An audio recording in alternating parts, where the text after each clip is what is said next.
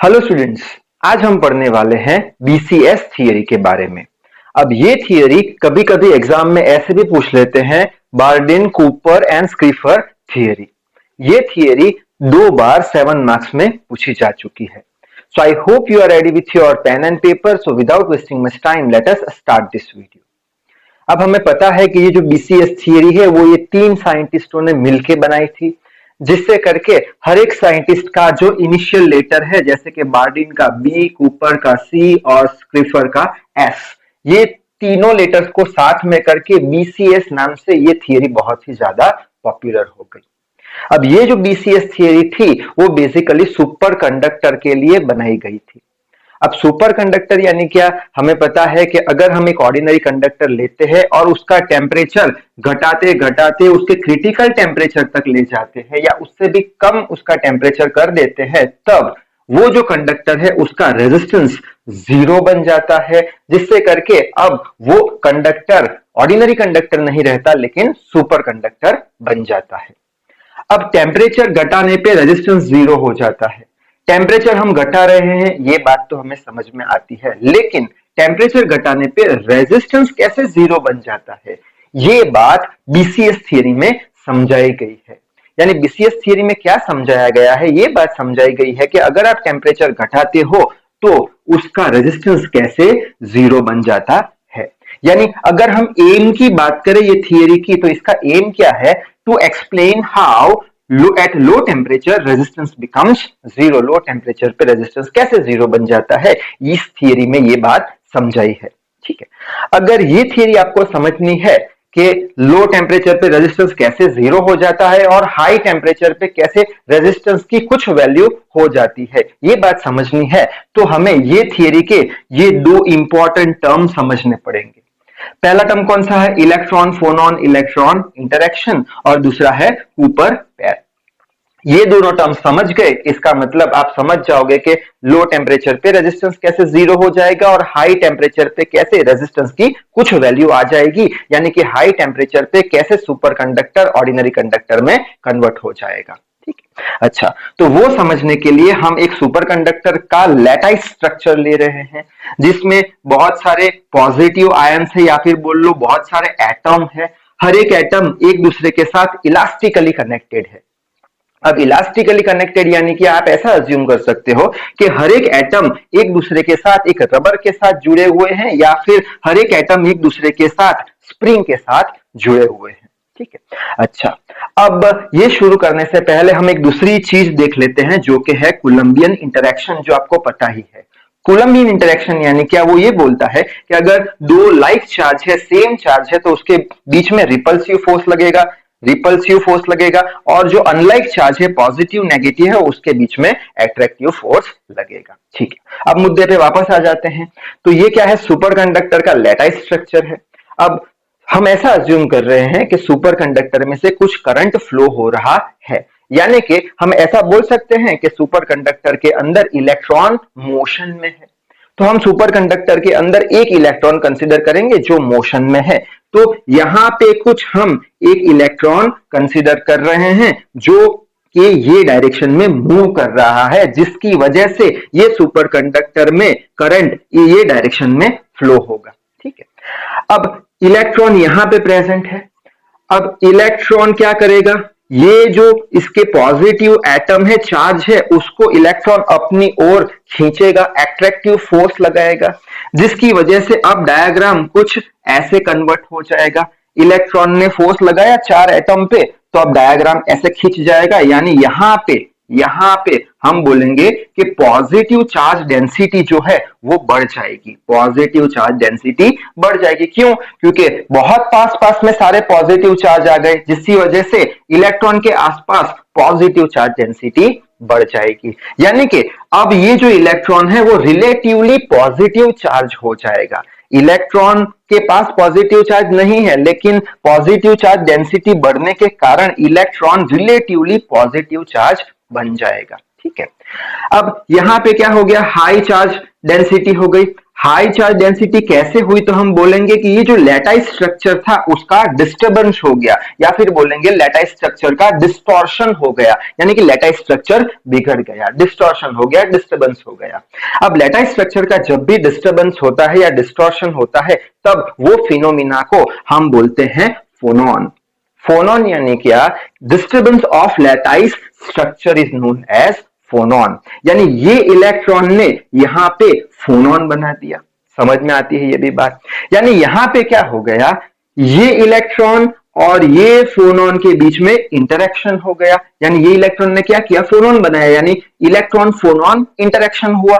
तो यहां पे यही बात लिखी है, इलेक्ट्रॉन फोनॉन इंटरेक्शन हुआ। ठीक है, अब फर्स्ट इलेक्ट्रॉन क्यों लिखा है मैंने, क्योंकि हमें पता है करंट का फ्लो तो कंटिन्यूस है, इसका मतलब ये इलेक्ट्रॉन जिसने फोनॉन बनाया उसके पीछे भी तो एक इलेक्ट्रॉन जा रहा है, जो इलेक्ट्रॉन नंबर 2 है, ये इलेक्ट्रॉन नंबर 1 है। तो अब दूसरा इलेक्ट्रॉन सपोज करते हैं यहां पे है, ये इलेक्ट्रॉन नंबर 1 है, ये इलेक्ट्रॉन नंबर ये 2 है, ये 1 है। ठीक है, अच्छा, फर्स्ट इलेक्ट्रॉन ने फोनॉन के साथ इंटरेक्शन किया, यानी इलेक्ट्रॉन फोनॉन इंटरेक्शन, इलेक्ट्रॉन फोनॉन इंटरेक्शन, ये समझ में बात आ गई। ठीक है, अच्छा, अब ये जो सेकंड इलेक्ट्रॉन है, इसे ये फर्स्ट इलेक्ट्रॉन पॉजिटिवली चार्ज दिखेगा। क्यों, क्योंकि यहां पे चार्ज डेंसिटी बहुत ज्यादा है, पॉजिटिव चार्ज की डेंसिटी ज्यादा है, यानी ये सेकंड इलेक्ट्रॉन को ऐसा लगेगा कि यहां पे पॉजिटिव चार्ज बहुत सारे पड़े हैं, ये फर्स्ट इलेक्ट्रॉन पॉजिटिवली चार्ज है, जिसकी वजह से ये सेकंड इलेक्ट्रॉन क्या करेगा, फर्स्ट इलेक्ट्रॉन की तरफ अट्रैक्ट होगा एक वीक बॉन्ड बना के। ठीक है, तो वही चीज यहां पे बनाई है, ये फर्स्ट इलेक्ट्रॉन है जो पॉजिटिवली चार्ज्ड है फोनॉन की वजह से, जिससे करके सेकंड इलेक्ट्रॉन ये फर्स्ट इलेक्ट्रॉन की ओर अट्रैक्ट होगा एक वीक बॉन्ड बना के। ठीक है, अब ये जो दो इलेक्ट्रॉन है उसके बीच का जो मिनिमम डिस्टेंस है उसे हम बोलेंगे कोहेरेंस लेंथ। ठीक है, अगर इसका डिस्टेंस बढ़ गया तब क्या होगा, तब बॉन्ड रहेगा नहीं, वीक बॉन्ड रहेगा नहीं, तब सेकंड इलेक्ट्रॉन फर्स्ट इलेक्ट्रॉन की तरफ अट्रैक्ट होगा नहीं। तो जो मिनिमम डिस्टेंस है दो इलेक्ट्रॉन के बीच का, उससे जहां तक बॉन्ड बन सकता है, अट्रैक्टिव फोर्स लग सकता है, उसे हम बोलेंगे कोहेरेंस लेंथ। ठीक है, और ये जो दो इलेक्ट्रॉन की पैर तैयार हुई, वो पैर को हम बोलेंगे कूपर पैर।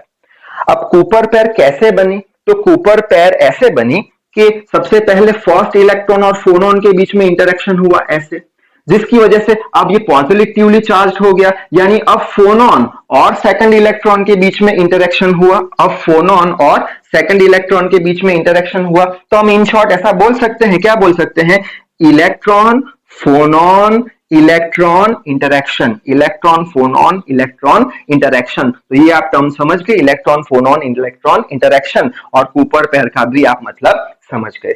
वापस एक बार देख लेते हैं, क्या हमने बोला, एक इलेक्ट्रॉन यहां पे कंसीडर किया जो कि मोशन में है। अब इलेक्ट्रॉन यहां पे आया तो क्या करेगा, ये खींचेगा, अट्रैक्टिव फोर्स लगाएगा, डिस्टॉर्शन होगा, यानी कि फोनॉन बन जाएगा। ठीक है, अब ये फोनॉन बनने के कारण क्या होगा, सेकंड इलेक्ट्रॉन इसकी तरफ अट्रैक्ट होगा।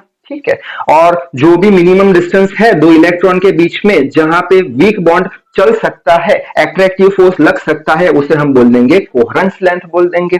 और ये जो पैर बनी दो इलेक्ट्रॉन की, उसे हम कूपर पैर बोलेंगे। कूपर पैर कैसे बनी, तो कूपर पैर ऐसे बनी कि फर्स्ट इलेक्ट्रॉन और फोनॉन के बीच में इंटरेक्शन हुआ, फिर फोनॉन और सेकंड इलेक्ट्रॉन के बीच में इंटरेक्शन हुआ, जिसे हम क्या बोल देंगे, इलेक्ट्रॉन फोनॉन इलेक्ट्रॉन इंटरेक्शन। ठीक है, अच्छा, अब ये सारी जो चीज हमने पढ़ी, इसे हम दूसरे डायग्राम से भी समझ सकते हैं अच्छे से। कैसे, तो सबसे पहले तो ये फर्स्ट इलेक्ट्रॉन हमने ले लिया, फर्स्ट इलेक्ट्रॉन आया तब उसका कुछ एनर्जी होगा, उसके पास कुछ स्पीड होगी, जिसे हम बोल देंगे वेव वेक्टर, यानी फर्स्ट इलेक्ट्रॉन के पास कुछ वेव वेक्टर के है। ठीक है, अब ये फर्स्ट इलेक्ट्रॉन कहां आ गया, यहां पे आ गया, यानी फोनॉन बनाया। फोनॉन बनाने में इलेक्ट्रॉन की एनर्जी वेस्ट हो गई। क्यों वेस्ट हो गई, क्योंकि पहले इलेक्ट्रॉन के पास कुछ एनर्जी थी, फिर जब उसने खींचा, ये पॉजिटिवली चार्ज आयन को खींचा, तब उसने अपनी कुछ एनर्जी गवा दी फोनॉन के रूप में। तो यहां पे इलेक्ट्रॉन ने क्या कर दिया, फोनॉन बनाया, कुछ एनर्जी गवा दी, यानी फर्स्ट इलेक्ट्रॉन की एनर्जी यहां पे प्रेजेंट है, किसके बराबर है, क्यू के बराबर है, जो फोनॉन बनाने में खर्च दी थी। ठीक है, तो अब इलेक्ट्रॉन के पास कितनी एनर्जी बनी, के तो थी, क्यू खर्च दी फोनॉन बनाने में, फोनॉन में है ये एनर्जी, तो के माइनस क्यू जितनी एनर्जी ये इलेक्ट्रॉन के पास बची।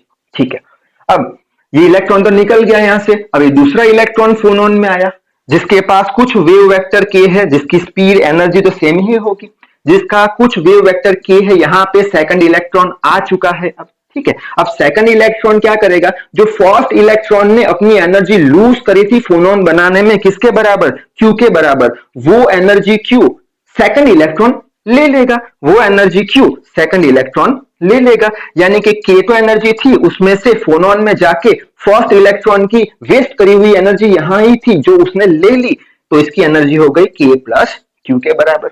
अब ये दोनों डायग्राम को अगर हम कंबाइन करेंगे तो हम कैसे ड्रॉ कर सकते हैं, फर्स्ट इलेक्ट्रॉन आया वेव वेक्टर K के साथ, फोनॉन बनाया, कुछ एनर्जी Q वेस्ट कर दी, जिससे करके उसकी एनर्जी हो गई K माइनस Q। अब दूसरा इलेक्ट्रॉन फोनॉन में आया, तो उसने फर्स्ट इलेक्ट्रॉन ने जो एनर्जी वेस्ट करी थी वो एनर्जी Q ले लेगा, वो एनर्जी Q ले लेगा, K वेव वेक्टर से आया, तो इसकी एनर्जी हो गई K प्लस Q, ठीक है। अब ये सारी बातों से हम एक इंपॉर्टेंट कंक्लूजन निकाल सकते हैं। कौन सा इंपॉर्टेंट कंक्लूजन, कि जब इलेक्ट्रॉन सुपर कंडक्टर में मूव करता है तब इलेक्ट्रॉन कभी भी अपनी एनर्जी वेस्ट करेगा नहीं। यहां पे लिखा है इलेक्ट्रॉन्स नेवर लूज एनर्जी। क्यों इलेक्ट्रॉन एनर्जी वेस्ट नहीं कर रहा, क्योंकि फर्स्ट इलेक्ट्रॉन ने जो एनर्जी गवाई थी वो एनर्जी सेकंड इलेक्ट्रॉन ने ले ली। इसका मतलब सुपर कंडक्टर में से जब इलेक्ट्रॉन फ्लो करेगा तब अपनी एनर्जी गवाएगा नहीं, लूज करेगा नहीं। इसका मतलब क्या निकलता है कि सुपर कंडक्टर के अंदर इलेक्ट्रॉन के फ्लो का ऑपोज कोई भी कर नहीं रहा, यानी कि सुपर कंडक्टर के अंदर रेजिस्टेंस जो है वो 0 के बराबर है। इसकी वजह से इलेक्ट्रॉन अपनी एनर्जी लूज नहीं कर रहा, यानी इलेक्ट्रिकल एनर्जी का लूज होगा नहीं सुपर कंडक्टर के अंदर। तो अब ये बात आपको समझ में आ गई होगी कि क्यों सुपर कंडक्टर के अंदर रेजिस्टेंस 0 हो जाता है, इस वजह से 0 हो जाता है। अच्छा, मेन बात क्या है कि हमें तो ये समझना है कि लो टेम्परेचर पे ही क्यों रेजिस्टेंस 0 बनता है। रेजिस्टेंस 0 क्यों बना, समझ में आ गया क्यों बना, क्योंकि इलेक्ट्रॉन एनर्जी वेस्ट नहीं करता, जिसका मतलब सुपर कंडक्टर के अंदर इलेक्ट्रॉन के मोशन को कोई अपोज करता नहीं, यानी करंट के मोशन, करंट के फ्लो को कोई अपोज नहीं करेगा, यानी रेजिस्टेंस 0 है। अब क्वेश्चन क्या आता है कि लो टेम्परेचर पे ही क्यों रेजिस्टेंस 0, लो टेम्परेचर पे ही क्यों रेजिस्टेंस 0 है। तब उसका उल्टा सोचेंगे, हम क्या करेंगे, ये सुपर कंडक्टर का टेम्परेचर बढ़ाएंगे। अगर टेम्परेचर बढ़ाया तो हमने केमिस्ट्री में पढ़ा था क्या कि हाई टेम्परेचर पे बॉन्ड ब्रेक हो जाएंगे, यानी अगर टेम्परेचर बढ़ाया तब ये जो वीक बॉन्ड बना था कूपर पेयर का, वीक बॉन्ड कोहेरेंस लेंथ का, ये जो वीक बॉन्ड बना था ये वीक बॉन्ड क्या हो जाएगा, ब्रेक हो जाएगा, यानी कि ये वीक बॉन्ड दोनों के बीच में जो बना है वो ब्रेक हो जाएगा। अगर वीक बॉन्ड ब्रेक हो गया तो क्या होगा, जो फर्स्ट इलेक्ट्रॉन ने अपनी एनर्जी लूज करी थी, खर्च दी थी, वो एनर्जी अब सेकंड इलेक्ट्रॉन को, ये इलेक्ट्रॉन को मिलने वाली नहीं, यानी कि अब इलेक्ट्रॉन क्या करेगा, एनर्जी लूज करना शुरू कर देगा। कब, हाई टेम्परेचर पे। हाई टेम्परेचर हुआ, बॉन्ड टूट गया, तो ये जो फर्स्ट इलेक्ट्रॉन ने एनर्जी लूज करी थी वो सेकंड के पास पहुंच नहीं पाई, यानी इलेक्ट्रॉन ने एनर्जी लूज करना शुरू कर दिया। अब इलेक्ट्रॉन कब एनर्जी लूज करेगा, जब कंडक्टर के अंदर इसके मोशन को अपोज किया जाएगा, तभी इलेक्ट्रॉन एनर्जी को लूज करेगा, ठीक है, तभी करंट का फ्लो कम होता जाएगा, यानी कुछ रेजिस्टेंस होगा, तभी इलेक्ट्रॉन के मोशन को अपोज किया जाएगा। यानी अब हाई टेम्परेचर पे रेजिस्टेंस की वैल्यू 0 नहीं रहेगी, यानी कि जो सुपर कंडक्टर है हमारा टेम्परेचर बढ़ाने पे उसका कुछ रेजिस्टेंस होगा, यानी वो ऑर्डिनरी कंडक्टर में कन्वर्ट हो जाएगा। तो इस वीडियो में बस इतना ही। So till then read hard, work hard. Thank you very much.